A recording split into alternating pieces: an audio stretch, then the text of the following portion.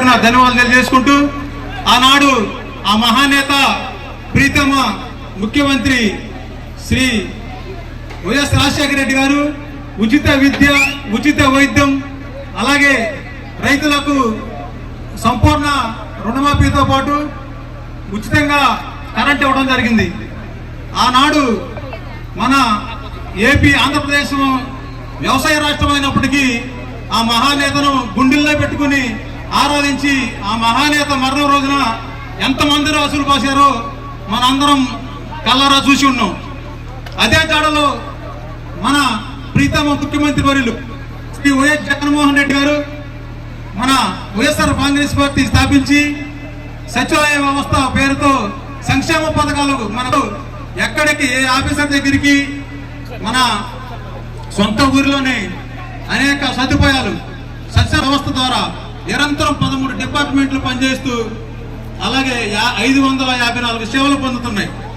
ఈ రోజున మన గ్రామంలో చూసుకున్నట్టయితే 650 ఫ్యామిలీలు, 1479 ఓట్లు కలిగిన ఈ చిన్న గ్రామానికి మన ప్రీతమ నాయకులు మన ఎమ్మెల్యే మల్లాది విష్ణు గారు ఆయన గెలిచిన వారం రోజుల్లోనే పోలవరం కాలువకి నీళ్లు తెప్పించడానికి ట్రాన్స్ఫార్మర్ ఇచ్చి 6 లక్షల రూపాయలతోటి మన పోలవరం కాలువకి ప్రీ డిస్ట్రిబ్యూషన్ వాటర్కి 30 లక్షల రూపాయలతోటి, మన రామాలయం దగ్గర కమ్యూనిటీ హాలు మరమ్మతుకి 6 లక్షలు, అలాగే 2 సబ్మర్సిబుల్ బోర్లు 10 లక్షలు, మన కార్పొరేటర్ బడ్జెట్ 40 లక్షలు, సచివాలయం నిధులు 20 లక్షలు, మన కొత్త కంట్రీ నుండి పాత కంట్రీకి వచ్చే రోడ్డుకి 3,40 లక్షలు, అలాగే మన బ్రహ్మంగారి గుడి దగ్గర బావి మీద మెస్సు వేసినందుకు 3 లక్షలు, మన పాలకేంద్రం సెంటర్ దగ్గర ఐమాస్ట్ లైటింగ్ 3,30,000. ఇలాగా మొత్తం మన డివిజన్ రెవెన్యూ ఆదాయం చూసుకుంటే మన సంవత్సరానికి కట్టేది 8 లక్షలు. మన డివిజన్కి అభివృద్ధి చేసింది ఎంత అంటే 6,40,00,000. అది కూడా కరోనా టైం 2 సంవత్సరాలు పోను ఈ మిగతా 2 నెలల 6 మాసాల్లో.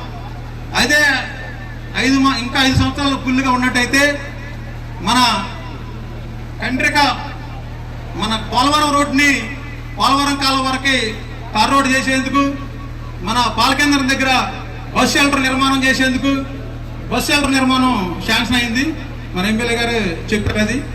అలాగే ఇలాగా ప్రతి ఒక్క అంశాన్ని చూసుకున్నట్టయితే కార్పొరేటర్లు గెలిచిన 16 మంది డివిజన్లోనే కాకుండా మన ఎమ్మెల్యే గారు బాంబే కాలనీ చూసుకున్నా, అయోధ్య నగర్ చూసుకున్నా ఒక్కొక్క డివిజన్కి 10-12 కోట్ల రూపాయలు ఏవి సచివాలయాల నిర్మాణాలు, హెల్త్ సెంటర్లు, హెడ్ వాటర్ ట్యాంకర్లు కాకుండానే మామూలుగా నార్మల్ బడ్జెట్ కిందే ఒక్కొక్క డివిజన్కి 10-12 కోట్ల రూపాయలు ఇచ్చారు. మన డిప్యూటీ మేయర్ శైలజ రెడ్డి గారు ఇక్కడ స్థానిక కార్పొరేటర్గా ఉన్నందుకు ఈ డివిజను మన పార్టీ ఆవిడ కాదని చెప్పేసి కన్నెత్తి కూడా చూడని బోండవమ్మ 5 లక్షల రూపాయలు ఇస్తే అరగంట సేపు మైక్లో మాట్లాడతాడు ఆయన. మన నాయకులు 5 కోట్లు ఖర్చు పెట్టినా మీరు మాట్లాడంటే మన క్యాటర్ అని మనతో మాట్లాడేస్తారు. అది మన నైజం. ఎందుకంటే ఆయన కరోనా టైంలో కన్నెత్తి చూడని నైజం. ఈ రోజున ప్రతి గడపకెళ్ళి నేను మీకు అది చేస్తా ఇది చేస్తానంటే ఎవరో నమ్మరు.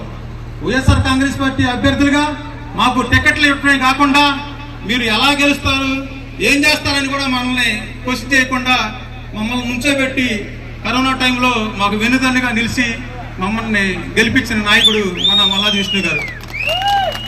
బోండమ్మ గారు చూసుకున్నట్టయితే ఒక బీసీ అభ్యర్థిని మీరు ఎంత పెడతారు, టేబుల్ పేమెంట్ నాకు చూపించండి, మీరు ఎలా గెలుస్తారు అని చెప్పేసి ఈయనకన్నా ఇంకా పెద్ద నాయకుడు ఉన్నాడు. ఎవరు? చంద్రబాబు నాయుడు. ఆయన స్థానిక సంస్థల ఎన్నికలప్పుడు అసలు ఎవరైనా పెద్ద నాయకుడు వస్తారా? అక్కడ ఉండ లోకల్ సమస్యలను బట్టి ఆ వ్యక్తిత్వ గుణగణాలను బట్టి అక్కడ నాయకుడిని ఎన్నుకోవడం జరుగుతుంది. అలా కాకుండా ఆయన ఒక భారీ ర్యాలీ తీసుకుని స్థానిక సంస్థలకు ఒక కార్పొరేటర్ ఎలక్షన్కి మన డివిజన్లోకి వచ్చి వీళ్ళు యాదవలో వీళ్ళు వ్యవసాయం పాలవ్యాపారం చేసుకునేవాళ్ళు, నేను నుంచోబెట్టిన అభ్యర్థి ఎడ్యుకేషన్ పర్సన్ బిజినెస్ చేసుకుంటారని ఆయన డాంబికాలు పలికితే మన 64 డివిజన్ కార్యకర్తలు సింహంలాగా గర్జించి ఆయన దాటిని తట్టుకుని మమ్మల్ని 750 ఓట్లతో గెలిపించినందుకు వారందరికీ కూడా పేరు పేరున తెలుసుకుంటూ వారిని గుండెల్లో పెట్టుకుంటానని కూడా నేను మీ అందరికీ మనవి చేసుకుంటున్నాను. అలాగే ఎన్నికల్లో మిమ్మల్ని